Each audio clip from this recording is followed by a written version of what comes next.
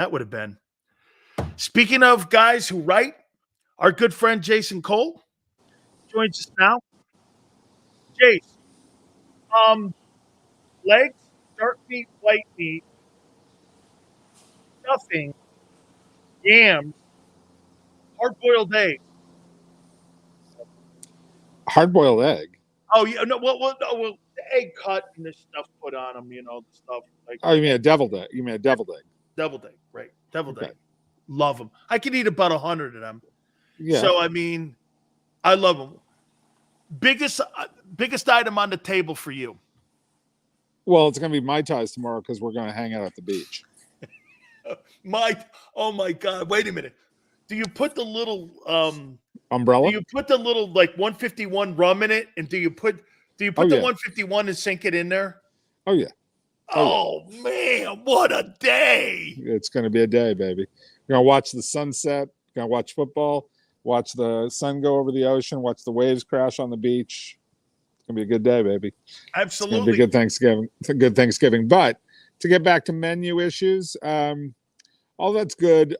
Stuffing can be really bad or it can be really great. There's usually extremes. I was always partial to a really good oyster stuffing because my mom used to make that and she did it really well. Some people can't handle it, right? It's like it's too much, and I get it. It's really rich, and you gotta like the taste of oysters, but I did, and it worked for me. It's not for everybody. Man, it is. It's pretty awesome. The root vegetables, I kind of like them at this age. I like them broiled, with olive oil, some sea salt, maybe some bacon thrown in there, stuff like that. Like to keep it simple. Mac and cheese, big here. Deviled egg, but deviled eggs are like a constant everywhere. As to the meat, it's usually white meat, but you better do it right. Like you better deep fry the turkey and don't kill it, because better not be overcooked and dry. The dry just kills me. The dry, like that. There was a friend of mine, David O'Brien, who covers the Atlanta Braves. He put a post on Facebook this morning. He's like, I don't really get Thanksgiving and the meal, and he's not into it and stuff like that. And I get that. I understand it. It's not for everybody. My whole thing about the thing I like about it is when I cook, I like the challenge of getting the turkey right, because it's hard. Cooking a turkey is not an easy thing to do. You can brine it, you can do it in the bag, you can do it, deep fry. You can do all sorts of different ways, but it's not easy to get it right. Let me tell you this, Jace. My wife gets up at 5 o'clock in the morning. She puts it in the oven on one temperature. By the end of the time she puts a little thermometer, it pops up and such, Yeah, right. Yeah. And then by the end, it never is bad. It's cooked. The meat comes off the bone. She's never made a bad turkey. Once you get it down right and you remember it and you do it right, that's, I get it.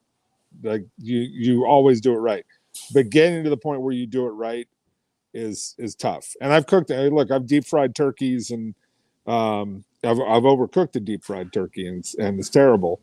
But I've done it a couple different ways, and always working hard to make sure you get it right. And there's 1,000 different ways to do it. Eagles, Niners, Ravens, best team in the league right now. Oh, it's still the Eagles. I told you this a couple weeks ago. You asked me that, and I'm not coming off of that. They keep winning. There are moments when the Eagles, and we talk about it all the time, they play with their food, and they're not, they're not exact, but they're tough. Like they're physically imposing, and their offensive line had some problems with what Spagnuolo threw at them in the first half. 5 on sacks. Monday night. Yeah, the 5 sacks. There was some. I really love the stunt blitz combo off the edge. That really confused him on that. That was a really nice. That was a really, really well designed play with the timing of it, how they timed it up, and didn't give it away too early so that the guard could figure out what he was going to do, and the guard or the tackle figured out what they wanted to do. But eventually, the Eagles play really consistent football. Is it to the standard of what they played last year? No.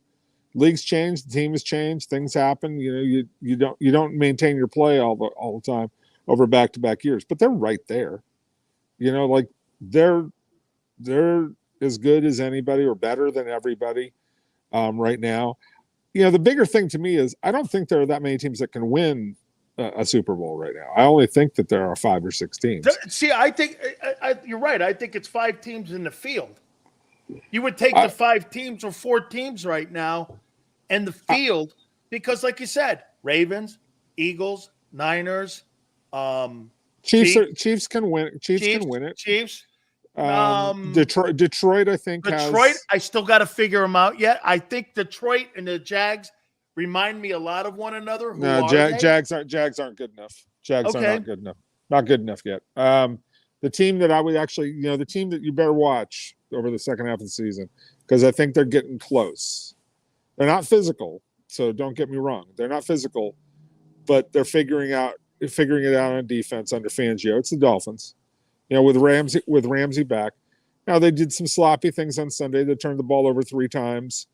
And they kind of, were grinding out a victory over a Raiders team that they should have put away a lot earlier and shouldn't have played around with. But those were mistakes that are correctable. I think that what they're getting to is they're getting good enough on defense in pass coverage that they can complement what they do on offense. And if they get teams to play at their speed, they're okay. Now, again, I think Philly's tougher than them and will handle them because they'll run right at them and grind them down.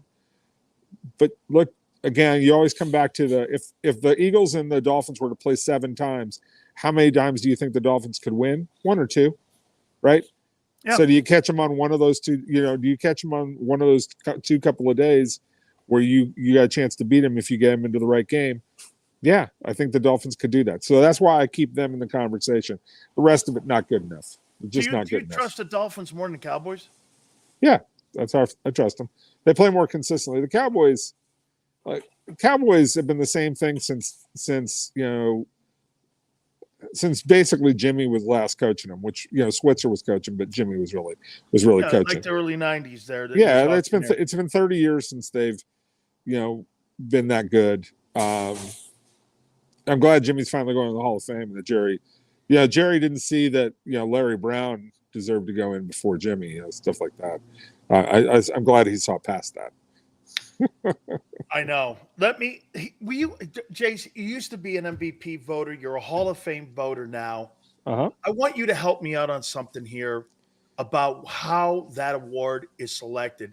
And I'm going to make a case here for Hurts here, not based on numbers. I wrote down a bunch of quarterbacks that are having really good years. Everybody's kind of in the same room. Everyone's numbers are the same.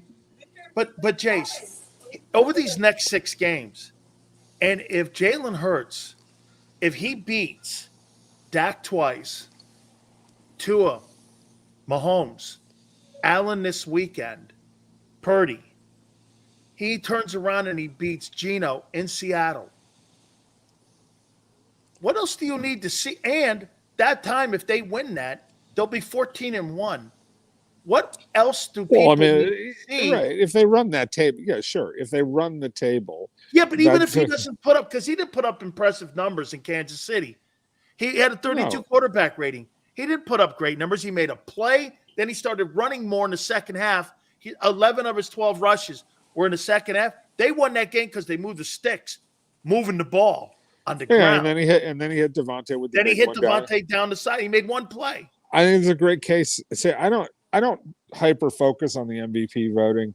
I know a lot of people do this. They do it at the quarter, at the the quarter point, the midway point. I don't really think about it very much until the last 4 weeks of the season, 3 weeks of the season, because I'm not voting until then, right? It's sort of like in the Hall of Fame discussion. I'll think about a guy deeply when he's on the ballot, right? I don't want to spend a lot of time thinking about a guy that I'm not even voting on yet, right? So I don't have to vote. And when I was doing MVP voting, I didn't have to vote until later in the season. So let me gather all the data at the end of the season so that I'm not doing this exercise where I fixate on. You don't want to be jaded by quarter poll, halfway, right. You wanted to see the body of work. Right. I see the body. Now we talk about it and I'll say, oh yeah, there's some obvious candidates. And I've talked about AJ Brown being a possible candidate off the Philly team. You talk about Jalen, you talk about Lamar, you talk about Tua, you talk about Mahomes, you talk, Purdy. Is there a running back out there who deserves, Christian McCaffrey? Does he deserve? Yeah, you talk about it, but I don't think about it deeply, like what you're doing, this exercise. But on paper, what you're saying, if they get to 14-1, and I've seen the things that he does, and the impact that he has on their running game in short yards, like a lot of people make fun of the tush push or the brotherly shove or whatever you want to call that thing, right? I don't care. But that's an incredibly valuable tool to have where you don't have to hand off the ball. And you're overpowering teams. And you're overpowering teams to the point where they feel defeated. Like Kansas City's whole game plan, this is clever, was to do everything that they could to get them in 3rd and long. Get them away from these 3rd and 2, 3rd and 1 situations where they're just going to obviously go for it and grind you out. Because I think that mentally wears teams out. Like you're a defensive player. If they came to the line every single time when it was in, basically a goal line drill, and they're just hammering you with one play that everybody in the world knows is coming, and there's nothing you can do about it, right? Like there's a certain, right? There's a certain, like, football is a, and I don't have to tell you this, but there's you want to beat people down until they quit. It's right? Emotional. Right. It's also physical. Like, you want them to feel defeated. I'm not talking about hurting people. Right. People, but you want to beat people down until they quit physically. And that one play, as important as it is, it makes a lot of other teams just quit physically, or it makes them change their game plan so drastically to avoid having that happen. Absolutely. Do you think this is accumulation of what? And I said, when you look at the Chiefs' last 3 games, have not been able to score any points in the second half of any game in the last 3 weeks. I throw this at you, Jace. It's not so much that Tyreek Hill was lost a year ago. That's kind of like a dent and a hole in your boat, and it's taking water on. Then you lose Bieniemy, and the hole becomes wider. Is that kind of what you're seeing here with them a little bit, is the cumulative effect of losing like quality coach and a quality player? It's just part of the of how it goes along the process of winning so long. I mean, Brady had 10-year gap in between Super Bowls. I mean, isn't that just part of it? You play longer. The player is more impactful. It's the attrition of it, isn't it? Yeah. I mean, look, the player is obviously far more important. Bieniemy's nice and all that kind of stuff. And it's a cumulative thing. Right, it's a cumulative thing. But the most important thing right now is, like, their wide receivers are terrible. Terrible. Like, that whole game plan by the Eagles was they were saying, you beat us with Watson. Right. Like, they're challenging. They knew they couldn't. Right. Because he wasn't going to make enough plays, and he didn't. Right. Like, they threw, I think he caught 4 or 5 balls. So technically he had what a lot of people would say, oh, that's a pretty good night for Justin Watson. But they threw 11 or 12 balls his way. Why would you have a $500 million quarterback and a $2 wide receiving? Like, they're going through it right now. I understand getting rid of Tyreek Hill and not wanting to pay him the money and investing in other parts of their team. Defense, and the defense is better. Right, Chris Jones's money. Yeah, like you got to make tough decisions. But the thing about it is, when you get rid of a guy like Tyreek Hill, you better get a guy who can catch the ball. Yeah. To replace him. Even if that's Juju, Smith-Schuster, right, or somebody else, you got to get guys who are reliable guys who, they don't have to all be stars, but they got to catch the ball and make it, confident. They've lost 2 games this season because they don't catch the ball. They should be 9-1. Leading the league in drops. Right. Well, Kadarius Toney in the opener against Detroit lost that game, because of his drops. This last game between Watson and, Valdez-Scantling, those guys lose the game because of their drops. And you just can't have stuff like that. The guys have to catch the ball. It's that simple. The Ravens. Are you buying the Ravens? Yeah, defensively they're really good. And the thing that they've done, and I don't want people to take this the wrong way, the people who are Lamar Jackson fans, because there are lots of them out there, right? Lamar Jackson is a very good to great player, depending on how you look at it, and depending on the situation. What they have done, though, is they've limited the thing that he doesn't do well from occurring, which is putting them in constant third down and long situations. Or like Negative he's just plays. Well, like a 3rd and 7, 3rd and 8.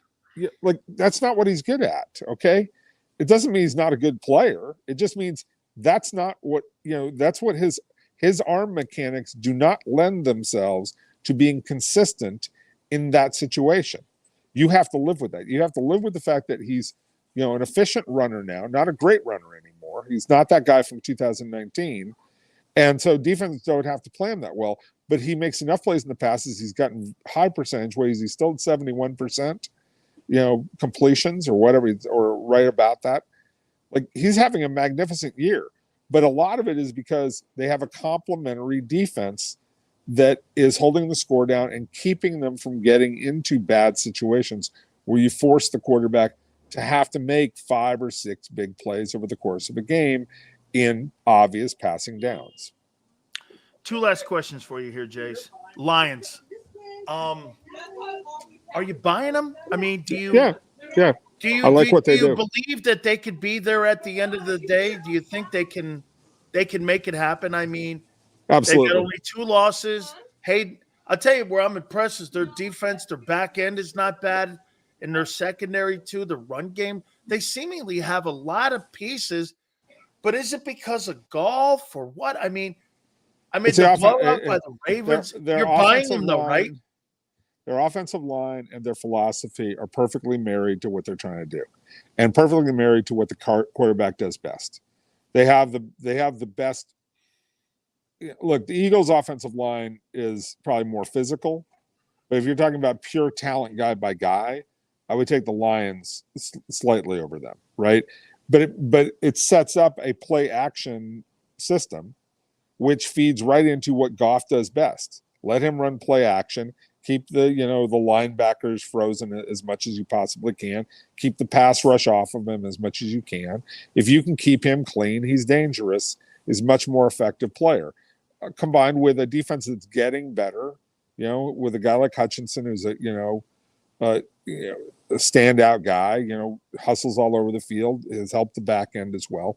They have the right combination. Now, do I think they ultimately lose in the second round of the playoffs? Most likely, but they're also a team, given the right set of circumstances, can make a run to the Super Bowl and give somebody a really hard time. They can give somebody, a hellacious game. And Goff has been there before and done that, so he's going to have a better understanding of the magnitude of the game and how to handle it. So to me, I don't think they're as good as the 49ers or the Eagles as of today. Those teams I say are both much better than Detroit, but you know how it falls. Yeah, we'll see where they are. We're going to see where all of them more are of attrition. Right. Where are they in 7 weeks? Okay. Are you healthy or you're not healthy? Are you, do you have everybody in the right situation? It's sort of like the year that the Rams went to the Super Bowl and lost to the Patriots. They were better than the Patriots for most of the season. They weren't when Todd Gurley couldn't run anymore. And, and lost that game. Finally here.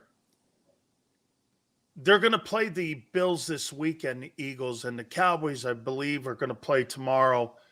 They're going to play the Commanders. If you had to choose between those 2 teams, Bills and Cowboys, by the way, those were my Super Bowl teams at the beginning of the year, believe it or not. Uh-huh. Do you believe any of those teams will make any kind of hay in the postseason, or they've wobbled too much this year? There's always room, and those are the 2 teams that are on that next tier. If you take the rest of the field, you obviously name the Bills and the Cowboys, right? Because they both have a lot of talent. But I don't trust the Cowboys at all. I've been saying the same thing for the last 20 years, right? Yep. Same exact refrain. I'll believe it when I see it. Okay, they just don't. They don't mentally have it, and I think that the Bills, just have too many injuries on defense. Like I think losing Milano is really rough, but the bigger issue to me is, Josh Allen is just like he's too sloppy. Like it's like I know the stats are all there and the talent is all there and people can rate him the best quarterback and you say whatever you want. You can't turn the ball over like numbers this. And you go like this. It's got to be in game. The mistakes that are made at critical times, like the fumbles and the INTs. I mean, and the other thing is brutal. Like, he makes the game harder than it has to be. Yep. Okay, like the game is hard enough. Don't try and like vault a guy while throwing the ball off one foot, and trying to sneak one in between defenders.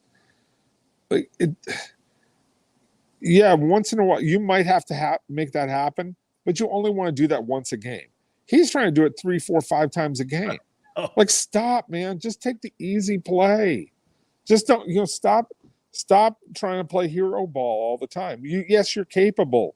Yes, you're physically gifted, but you just got Ken Dorsey fired. I mean, not Ken Dorsey. You got Ken Dorsey fired because you can't play under control. That's on you, pal. And you're not a bad player. You're a great player. But you got a guy fired because you can't do simple things. Play the game easy. Stop making turnovers. Get yourself out of bad situations, especially when your defense needs you to run the offense effectively. All right, Jace, how many of my ties before we're doing the Ice Cube creep walk? You're doing. I could probably get to 4 at this point in time. Oh, yes, sir. You are an all-star. There's my boy. I could get to 4, but I man.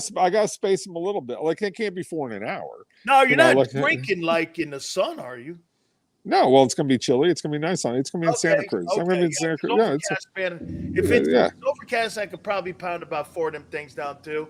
Now, are they the big cups, like the big ones out here? No, they're solid. They're a solid size. They're solid. Okay. They're solid. It's a really like a little shrimp dish kind of deal, kind of size. Yeah, kind of a little bit, not bigger than that, but you know what I'm saying. Okay. It's a good size one. It'll be a nice float. Wolf down 4 them puppies, man. Give me a game. Give me. It's probably not going to be the first game. That'll be a little too early. Probably the second game. That's what I do. I can't drink if I'm ever going to drink. I can't do it until after 3 because before that, it's just not going to work for me. I'm no good. I'm no good by 5. Well, I'll be asleep. Absolutely. Happy holidays, Jason. Happy Thanksgiving, for all the man. stuff you do for us and the time you take with us, and you always do it, and you've never ever complained about it. I want to thank you so much. Thank you, my friend. Our friendship means a lot to me. Anytime, dude. Be good. Thanks. You got it. Jason Cole, Hall of Fame voter. Real quick, I'm going to take a time out. Keep it here on the National Football Show.